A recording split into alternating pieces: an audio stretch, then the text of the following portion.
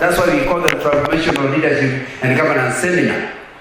The intention is that wherever the Church of Jesus Christ is planted, you can tell because the society will be different. It will be so different that the agriculture will be different. It is so different that the chief will run the area differently. That is if you come from the Commonwealth, you understand the term chief. The guy, the colonial is appointed in each village. It is so different that the education system will be different. Are we together?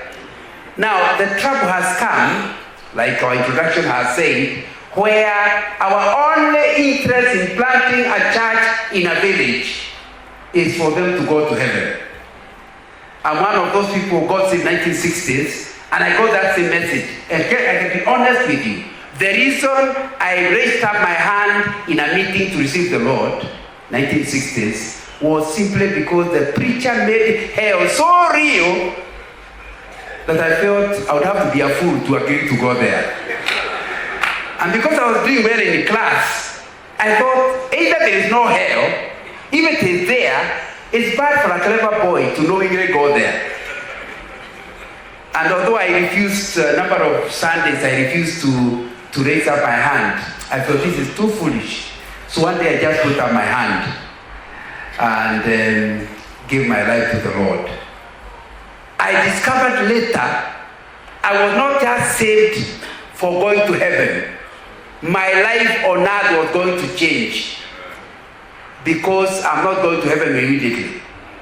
There is time between now and when Jesus calls me. And these things affect even when you run your life. I discovered that over 46 years ago when I left university and I got employed by a development bank. And I was a new young, when they were asking for the new young graduates, I was one of them. And I still remember coming to the office, and we used to sign a book. You write your name and the time you have arrived in the office. And I wrote my name and the time I had arrived. That particular day, I had arrived at 8:15. And I wrote John Nganga, 8:15. The register went on. It didn't bother me. But I discovered a little later in the day that everyone was looking at me in a very bad eye. I mean, until I went to the toilet to check myself in the mirror just because maybe it's the way I'm dressed. That somehow I didn't see, and nobody is telling me what the problem is. But somewhere around 11, a lady came and said, "Young man, what's wrong with you?" I said, "I don't know. I didn't know what's wrong with me." "Why did you report all of us?" I asked, "To who? Are you trying to pretend you don't understand what you did? You reported all of us that we came late." I said, "I have not even seen the boss." She said, "You don't understand what you did." It took her time to understand. I actually didn't understand. By writing 8:15, it meant everybody else who came at 8:15. Because you see, people used to write 8 o'clock. Even if you come at 9, you still write 8 o'clock.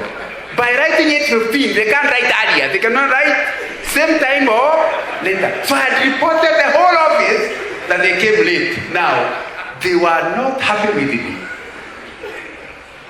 Now, please understand, next time, don't do that. I said, you can only pray for me never to come late. Because even next time I come at 8:30, I'll write John Nganga, 8:30. The lady gave up on me. Now, but you need to understand, I had no intention. I'm a new person. I'm new in the bank. I had no intention of rubbing them the wrong way. I was simply being a Christian. Because to be a Christian affects the way you work. Are we together? It didn't take long for me to realize that Christianity affects the way you live your life. We will give you several principles throughout the two days. They all begin in a C. And mine will be character.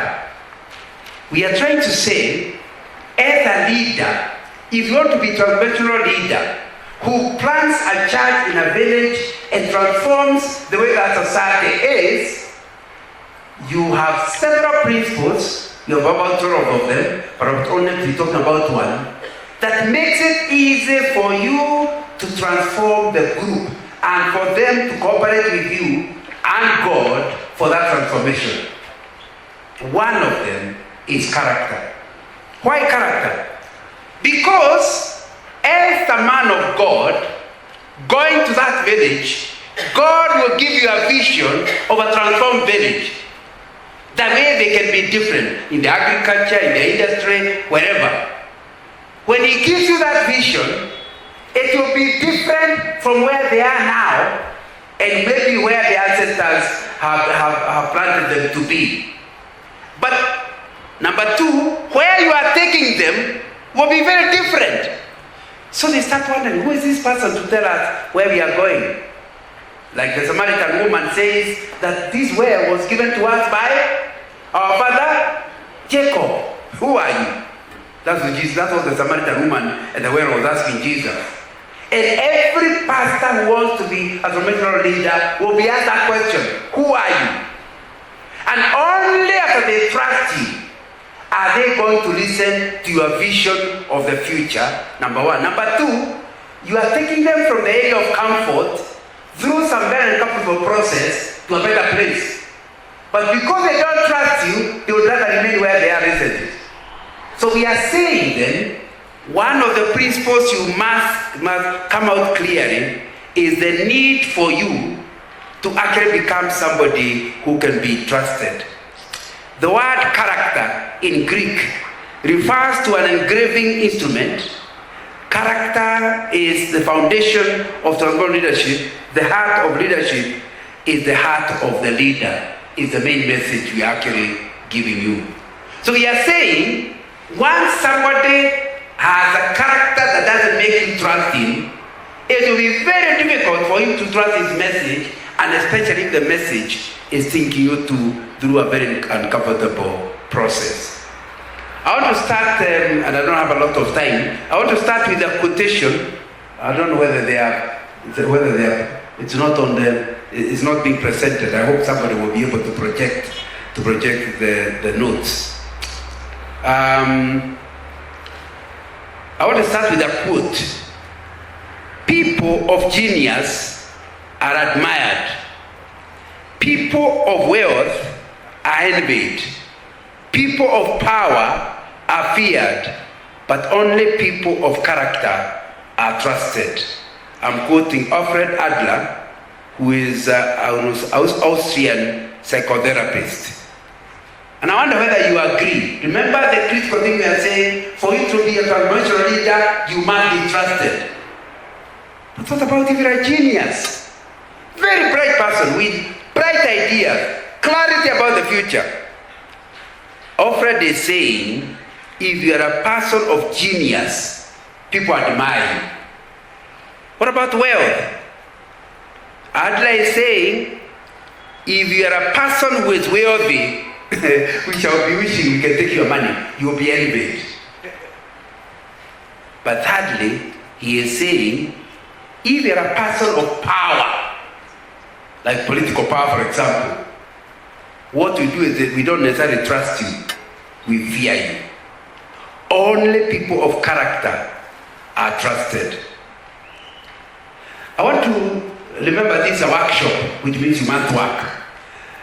It's not a lecture. Are we together? So on each table, the reason why you are around a table is so that you can discuss. I want you to take the next few minutes answering the question, how can either seeking to be a genius or to be rich or to have power affect your character? You have seen the comparison that Alfred is giving. That if you pursue one, it will take you out from character. You only need to concentrate on character and you will discover the other things can follow. So I want you to be able to answer the question. How can, for example, if you pursue only, all your interest is success means to be a genius. If you become a genius, how is that going to affect your character? Tell the other people around you.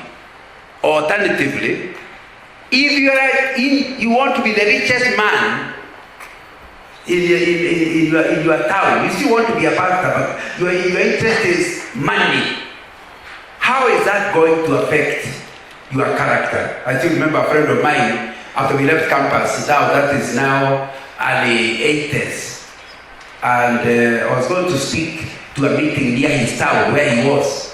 So he said I should my wife and I should spend the night in his house. So he ran on the evening and told me, John, I've decided I'll be the richest man at 40 in this town. We spent the evening explaining to me why, as a Christian, if you only become the richest man, the gospel will follow automatically. Now that's not the subject today, but tell me how pursuing wealth might interfere with your character and then therefore your ability to transform the village. Even the question of power, pursuing to become the most powerful person. Is the question clear? I'm not asking if the answer is easy. No. All I'm saying is the question clear? The answer may not be easy. So I'm giving you 5 minutes to share with each other. If the question is clear, look for the answer. And then we'll pass on the mic so that a few of you can actually share each one of them. Remember, our intention is to find out how we can become transformational leaders